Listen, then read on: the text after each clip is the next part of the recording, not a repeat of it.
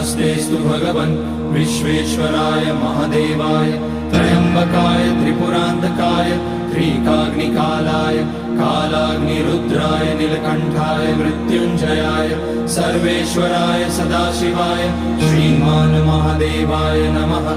ॐ नमः शम्भवाय च मयोभवाय च नमः शङ्कराय च मयस्कराय च नमः शिवाय च शिवतराय च।